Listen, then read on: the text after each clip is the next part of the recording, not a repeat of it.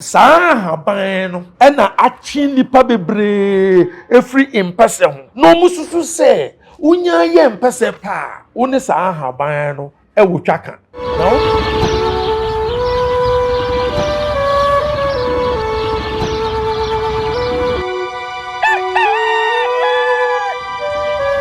arafo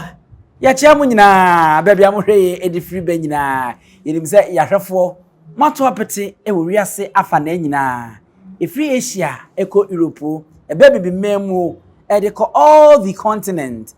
ewo ewiase nyina yenim se motwe agu no mo hwe ya mamwatena se ya mamwakwa abadom be NYANSAPO kasamfo nisu NYANSAPO na waje so de amame se yesane no badwemba ekwa so sentini se ye betena se ya abrebia no ye ya chechiri ni nyansa kwan so no eno ene ni madwemba woron betena se na ye no mu esane bomu sade okonfo ya ade tu edwa no ose be ekusa be ekroto obodam ni ebopa sabi onyansani ntimi nsane je se obodamfo saa na yenso ya ha na etie onyansani bopo na ohia obi a odwen ye badwemba wotimi hunyansani ni pono na wesane ene ye ni madwemba baako asaba bihia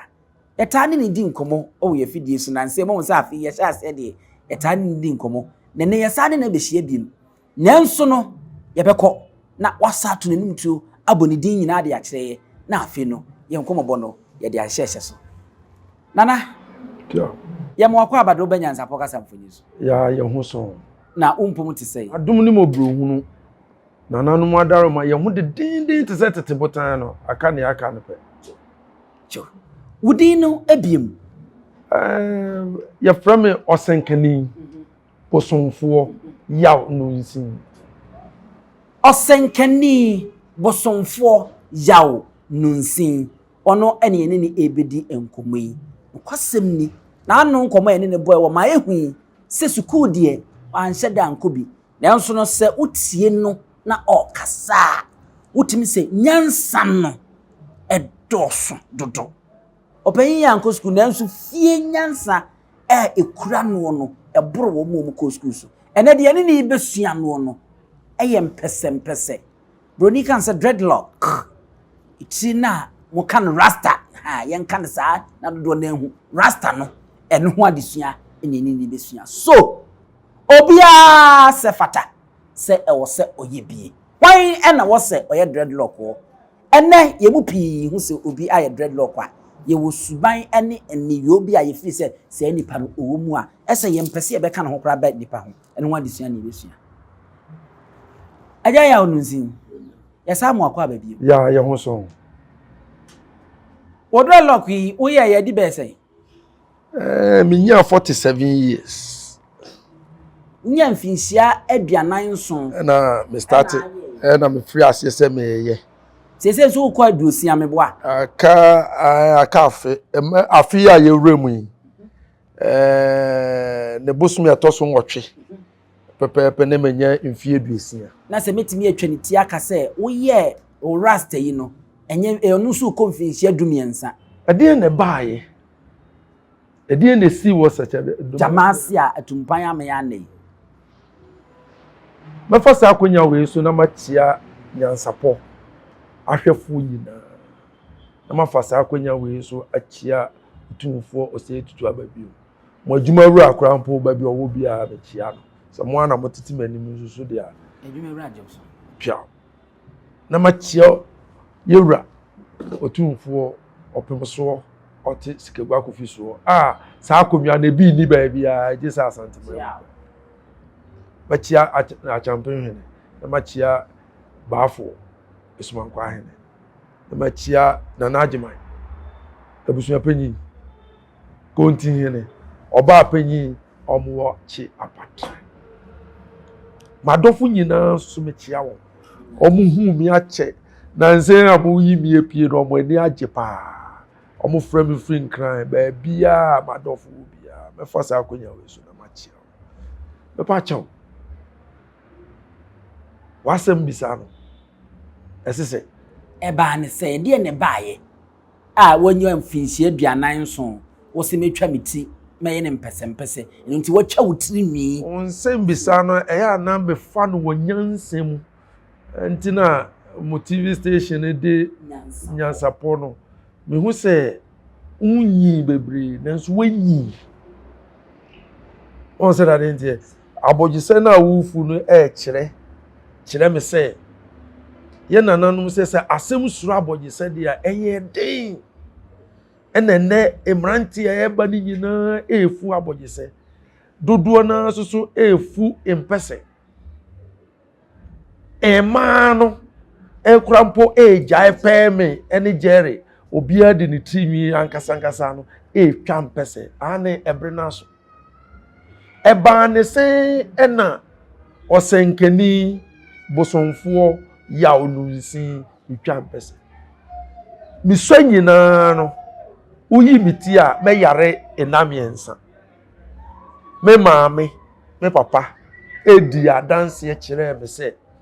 uyi miti a me yare enam akomakom yensa enu echi no ansa na masan aba meti bia na me wo mu dede me nyindu mpempenso bi no na uyi miti a eno so saa eti miankasa me behu nyansa se ene me mo obi yi miti ma me miankasa meto apaso me de ahwe ba akosi manim a na me de ba akosi bechi na miankasa me bubu miti ne so me na me yi miti kwabo biom kodum pempenso a me ye asofu dwuma ya na me hu se esese me ja miti mi enu e pese efi se me behu se enwi no ono ye nyame no enwi ene ye nyame enwi ono onwu enwi ena etiwe kwankora we epaya unhu enwi ni hini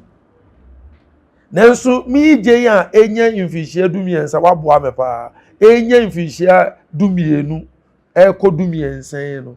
se enya mfie beye eduonu ana miswa no ena migya ya agasa abrinka platform eti utumu se enwi ekita esubi na ubisa na ekwan a ema me akwanya ema migya bitrimi ene se me yimiti a na me hu se bibie fu me ho na ma yare. Okay I've seen bisani biem enti obia ena ewo se otumi ye bisei anase ye woni pa bi a wo mo de wo no danso a ewo se mutimi twa wo no mutim pese anka odomankuma enhihye mu no anka obi biara a ye bewu bia anka oye pese se ye wo akwala ato ye dware no ye nunu ni trimu a obetwa mpese anwasem obodamfo sebi ye se wabodam ye de ye hu ne so wabodam okot asetena fufuro mu eti bodamfo se sebi ofri nipem na ofri fie na onu ankasa nama otwa mpese enti impese no ewo ho ma bema ewo ho ma oba nansusu ebedu mpempenso bi a se obi aye nyankopon dia enti no ose ye bompa ya ye nkasa ye neja wankasa onu eja ana wuweja na mo yen eja enti se ye neja ne ye empesa ese ye nyina ye se no na ye nyina ye empesa de na ye ja ye empesa okunkun ni onokwafo se de omu atworo wo bible no mu aye beto ye no ene eniema bi o ma akeka kire edi adanse pefe se de obosuru we ene asase we oye mpese bible fa hene na ya twora edi adanse se de obosuru Romans 6 verse number 1 ekire bibisa bible no o say so obi pese o hye ne ho bo etua ne ho ema odomankuma nyankopon a onya ne timi so obi pese o ye dey o pese ogina ema odomankuma nyankopon a onya ne timi pese. Numbers asem na okay. Number 6 verse number 1. 6 verse 1. So be here now be kan. Oba 1 Samuel 1 verse number 11 na. O say na hana enwo oyokurafo onwo. Dako debi afi no mu kokosom eti debi afi a eduru ye omukoye no ono de oye na adwen se okosu egu odomankuma tete odomankuma eso ama odomankuma ama ne ba eti okinkan ho no mu a 1 Samuel 1 verse 11 na eno so ohyebo se odomankuma osoro ni asase wura se oboa me na o che me Abibirem but the name ma wo ewrade na ma hwe se apaso enkaniti atemufuo etidumiensa yimu ba ko ba eno so epie wo se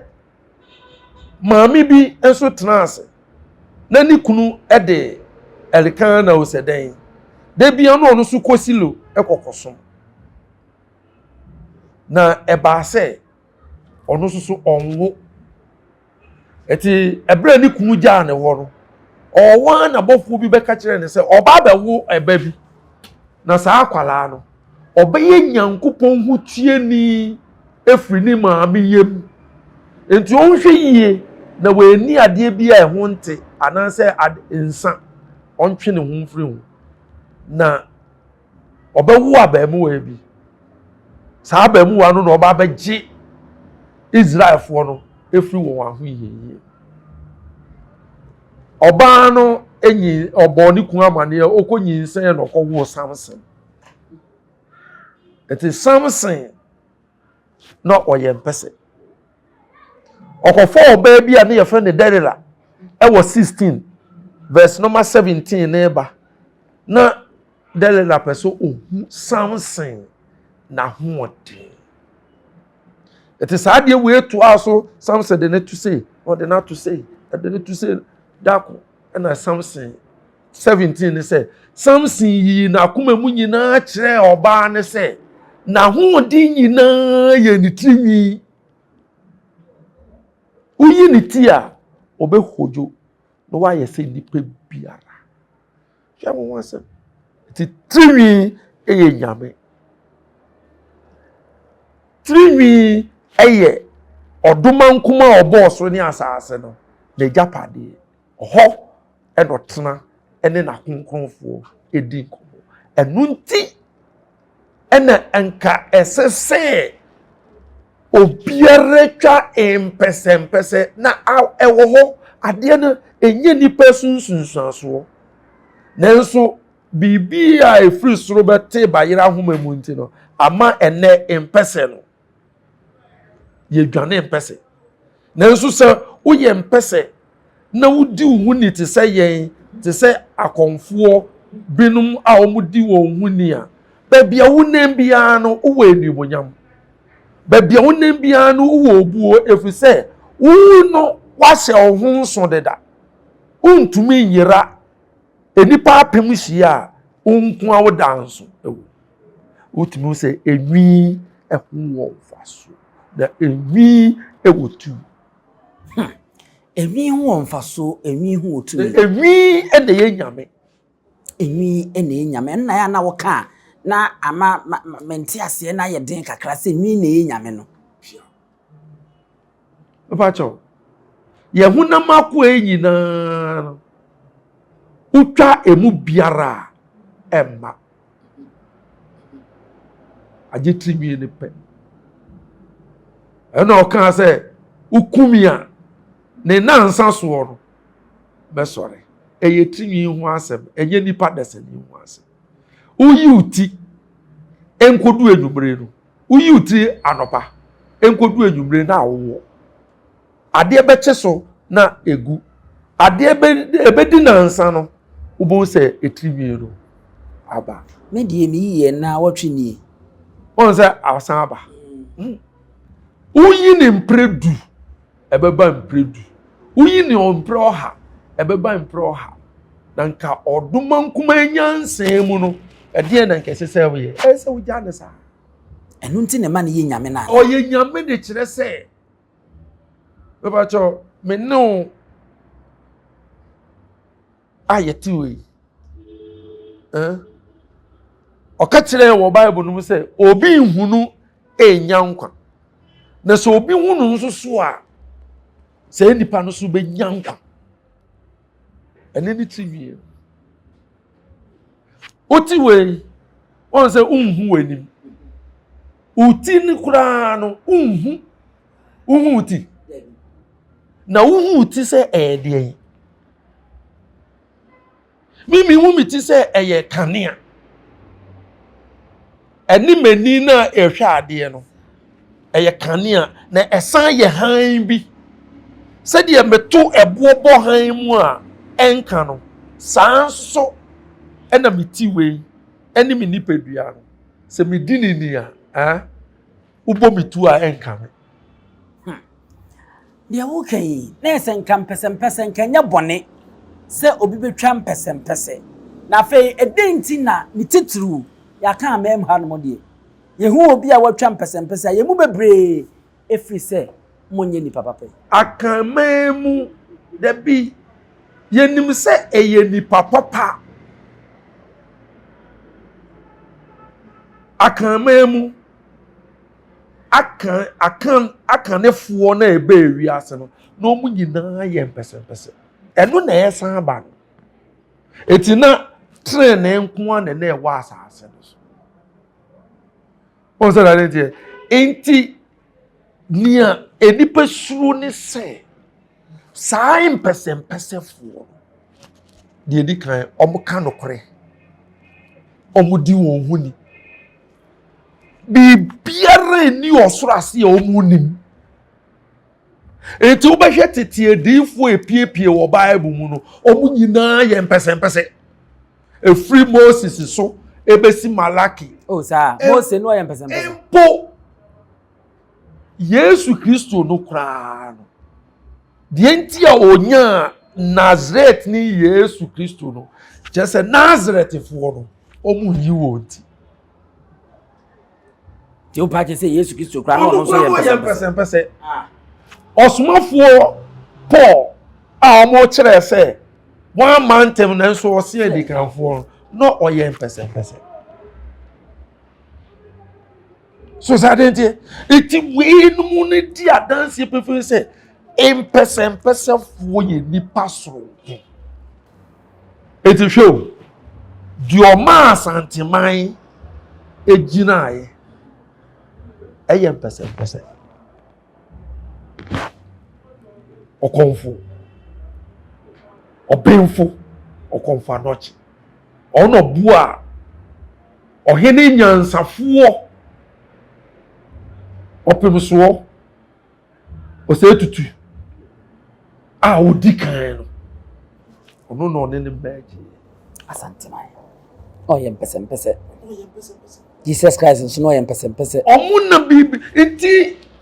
ene mane kan se itu ugidi pa se bibi pe bi ebetimi afri Nazareth bibi pa wo Nazareth sa statement no eye sa asemfo ano eye nada omo nyina no na won botwa mpesempese bi se efi se ho de bibi papa bi ani ho ti obi ofri Nazareth de a wotwa Rasta de o he de na bibi papa bi firi ni mu ba nanso ye na adom no eye oh mama ma we hintase unim de enti a judges lawyers omudi enwi bi hye Debbie chese enwi no me se ono na oye nyame no enti judge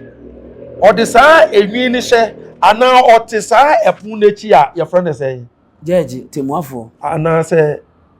the obrofudin bi apart from judge no my lord I na chese oye nyame yeah my lord oye nyame ni yegidi se ne hona atemua papa be free aba enti saa na tie dia saa enwi fitaa no enum na nyansa wo unya ne keke enti saa na tie dia yemfa saa enwi no saa akonwa no eyen pese fo akonwa o enu nti ena se omanpanyin be di ade wo Ghana ha krampo a ana odi ade wo wiase afana ni a omanpanyin eka entam kire no and my lord our judge chief justice yen yakonwa eyen pese fo akonwa ena esi ho if say etrinwi papa ono ne nyansapo akọ ono ne onyame ono ne odomankoma ono ena se ohu na ono no di kan hu wiase first on se akwala fi ni maami yemu ba no de ne nan ba yemusuo so odi ni ti ena eba na die de pie first enwi ne di kan eni ye wo akwala kura na enwi ni ti so kura ne hu nye nika demo si ye wo no owonwi hu ani kapa obia kan fu akura di owonwi die obia kan oba panwi ne no woka obia kan fu e be ma pa no owonwi sa oba pa be ma pa na omame eni ji won se obebu ni ti ama no won nkwala brem if say ewi onipa susu wu a eno ne ade a empro se sofo nso ye Rastarian bi onye mfom so se ade no yenim ene ya se no nyansapo akwa so obi share ana nyansapo so obi share TV no ana otie mu a na obekoso etie mu a obegnya nsem etie efi se ye de ye kra kondo se ye nsem we no mu no ebekọ abonten na mo beboa yen ama etimi akọ abonten ye be soro so awufo bi a enemamu ani bi ani je ho emayo ani bi ani je ho me pese no kwasem no me hu me perasta pa me eya me fe nanso yawufo no makwan ohun se botwa otini pese awufo no bi free se akowura abrabo bi a efri ni pate biam a ensem fata se obese okani ba bekwa akotwa oti sa asabe na abeka de a kire eyehu onso bi a wetwa mpese bia no na ne hu ayehu na wakọ tibia fufuo bi mu na nia ama empese enimegu ase anase eden bi abebata ho eye omose obi a wetwa mpese bia ahyiwi ai num no bone ye no bone debi mo be ma me kwan na maka wi hu asem eka enhaban ma odomankoma ebo ye no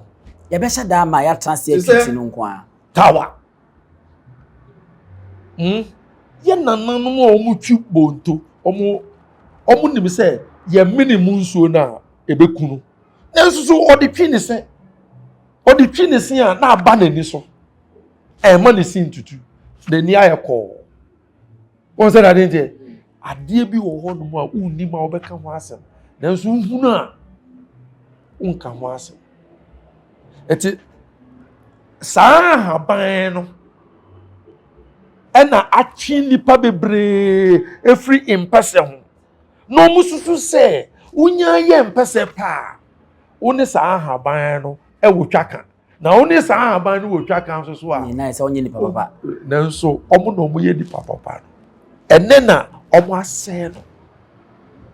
okay enti afutu be na ade be ma nne mmemu ane mayo ane bi na oma ye rasta no mu di bone ama edidi bone abebata eye hairstyle friend say rasta no empese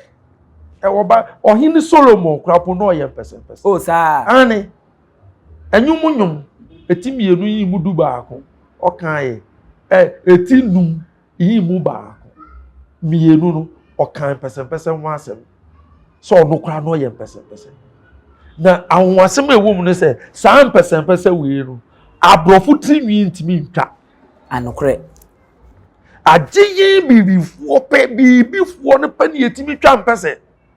enti abran anka obi twa mpesa oye nyanseni esese oye brofo no omo kana righteous man enti memu wa emabawa a omo etwa mpese no mu di insenwu obetwa mpese no ode ba akọji omu obi mobile phone obetwa mpese no ode ba akọ wi obi laptop obetwa mpese no ode ba akọ wi obi ade no eye busuo enu aketua no munya because udwane nyame a na ompene ema wumfa ni di omfa nani onyam enkoye ade fi eti obi a wo ye mpese biara wo di nsamoni biara no bribia ye chew bribia enipa hu se wonye nanso so me kashe nananum ani onyam me kashe odoma nkoma adanse bona ani onyam se oma mi twa mpese me we ani onyam se nipa bebre nempo se woni nipa kasa bebre a onu kura onu oye kwabo no otimi ka kyo se me kura me ye mpese hwa awonwasem ye man sojafo e wo man mu no omu nyina gitum so mo ye mpese hwe me ti osisi e me hye soja atade esoro ene fom me hye chalowoti soja ni hia me a onye me hwe oba chia me oh papa eti say o kwan oba kire me kwan krampo nanso wo a wayi wuti uko hye soja atade na o de hye chalowoti o de hye kambu on babu di enti no on babu ebi so udi wanim etwitwi fom nanso obi a wetwa mpese bede yenua nyuntini a ombo ni tuo wo South Africa Lucky Dube o se bribia o hye soja atade e de tonwom nanso so ontomra efu se sojafo no gitum se omu nyina ye mpese fo eti minuanom emma minuanom mema omudi etimi aye mpese eye eniamafi omudi ye echiwade no omunyai na mpese eho wonfaso tete ansa na obeyi uti no na asem esi wo fie uyi uti ni wie kura ye se fa praye fa pra anya sa obi nsaka utrimi ni bia ode be haw ene ukotena baba no so de ja ho ka ni yesu so ma mi ya no de ahye dan ho no de ahye ba bia ho apa ye de ahye ho o si udin ne ye dan wo ye busuan panyi ampa on se wo ja aboje se enye ma na e haw kra anka wo be ja utrimi na aka ayefo ani edisi ye nya aye na edisi ye be bia aka koro hotro enti ye disi adisuade e na ye besua ye e de efa wo momutwe omuti mpese no kwasem ni na achema mehu na akotwe kunkrum a dodo na afi se Yesu Kristo no kra na ankasa no na otwa mpese ene bibia bete baida mama na makase ne mrantie ne maba wa binom edidi nsimhunu na nka obi a wotwa mpese no ebuo ne ani die kura no na nka nya asempetwa aha NYANSAPO kasem fidie so aha nko na obenya abakwasem adedisem afutisem ene niema etisei subscribe share like na fo adwenche fato asie edi no eda so aye abusuapani owusu aduomi yamamu nyina mo ene hwe Adenti ni ebube ne brebe nse si ebube ebe ye de den kura preko enim sebe odwampopo bi esi kuro ni mu awase wadoresa tanyini wantena fie ema aseduamfo blani pie frimantam behin se pin enye nkwande wa na yesotro no wa ansa na odi asebe fita na anoma akodi ebrensi am wa wotua ne nsem mojabumo ni hu duanani wie klaman wo ye sofo kra wo nyeye bi tontonte ye no nsa na ye fa NYANSAPO abone ntaka na mane yakese na ntakra abone die fanyinam kwatere kwa mada woro ma ntuma ye fe ni din de sein ni din de Obama akola wa no so pese utrimu osuma ense bratam the perfect honhon hia na America sabe ka ya twa ni mu nyame nai ebu afaso enye de ya twa ni mu twa nyame sebedi akone be kwen bodi atwede na se kofi nro ni ya aben ntima nyina ni mu ampata na wo yade ya